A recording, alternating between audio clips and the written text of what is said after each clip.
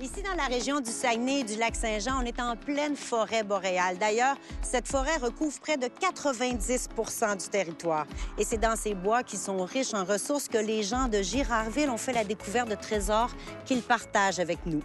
Dans ce petit village situé au nord du Lac-Saint-Jean, une entreprise fabrique des épices et des tisanes avec des fleurs, des baies, des feuilles et même des racines qu'on trouve dans la région.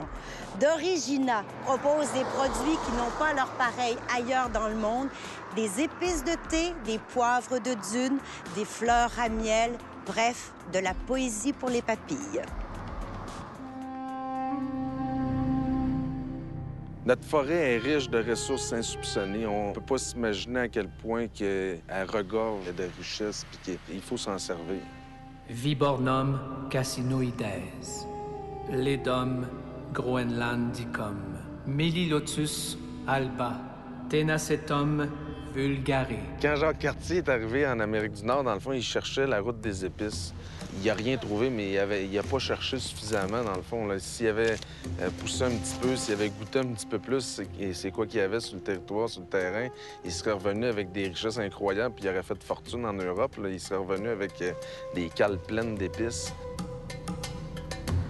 La coopérative forestière de Girardville, c'est une coopérative de travailleurs qui regroupe 500 personnes.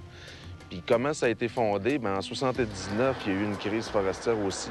Il y a des gens qui ont perdu leurs emplois. Ils se sont regroupés pour créer une coopérative de travail.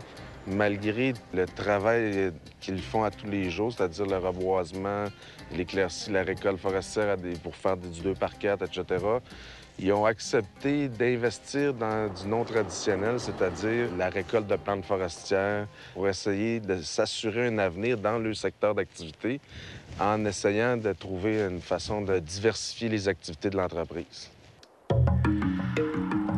Nous autres, en étant une coopérative de travailleurs, on veut s'assurer de la pérennité de cette ressource-là. Il ne faut pas surexploiter la ressource. On n'est pas une entreprise qui est là, puis qui ramasse, puis qu'après ça, il s'en va. Chaque plante est étudiée, puis chaque plante qu'on récolte, on a des fiches techniques. Puis à l'intérieur de ces fiches techniques-là, on connaît les modes de régénération afin de s'assurer que la bonne méthode de cueillette soit appropriée au bon type de plante. On a Fabien Girard, qui est un biologiste, qui, lui, s'assure de découvrir sur le terrain les ressources qui peuvent éventuellement devenir un bon potentiel.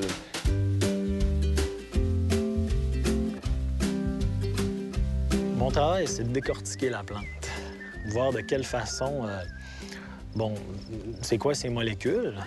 Donc, avec ça, j'ai l'origine. Je suis capable, après ça, de dire, bon, on va peut-être faire ça avec. Ça peut donner un cosmétique, ça peut donner un aliment, ça peut donner une épice, ça peut donner un parfum. Puis à ce moment-là, c'est beaucoup une interaction des molécules dans la plante qui dit, bon, on va l'utiliser de telle façon, au début de la cuisson, à la fin, on va faire macérer, on va hydrolyser. C'est de la chimie fine, mais tellement tripante, c'est un monde. Une fois que les plantes sont cueillies en forêt, sont amenées ici, on fait sécher les plantes ici. Une fois qu'elles sont séchées, certaines plantes, on envoie dans un broyeur, d'autres qu'on garde avec les fleurs. On fait l'empotage, l'étiquetage, la distribution ensuite de ça. Regardez, ça, c'est une autre des épices d'Origina. Ça, c'est la graine de Mirica. Donc, on peut faire plein de choses avec ça aussi. Donc, avec le gibier, dans les marinades, c'est délicieux. Il y a le poivre des dunes qui est vraiment incroyable. Moi, je l'utilise dans mes sauces béchamel avec des fruits de mer. C'est vraiment quelque chose qui s'apprête à n'importe quoi. Là. Je viens qu'à en mettre partout, là, mais il faut faire des tests, il faut les essayer. Il y a la feuille de thé du lavandor qui pousse dans les brûlés. Une petite merveille partout. À part de ça, la rose. La rose dans les desserts, dans les yogourts, dans les céréales, dans les salades de fruits, dans les mousses. L'objectif final de tout ça, c'est que les gens s'approprient leurs richesses à même titre que les épices méditerranéennes sont des réflexes pour nous actuellement dans l'utilisation de nos mets quotidiens. On utilise de l'origan, toutes les épices, le persil, etc. Ça vient pas d'ici, mais on en fait pousser puis on l'utilise. Il va falloir développer ces réflexes-là, puis je crois qu'on a tellement de bonnes saveurs qui sont vraiment complémentaires, je te dirais, puis qui sont en même temps très compétitives au niveau du goût. Tout ce que je peux utiliser de la forêt boréale est là, elle a été là depuis des millénaires pour nous servir. Il suffit juste de s'en servir raisonnablement. La nature est là pour aider l'homme, puis l'homme doit aider la nature aussi.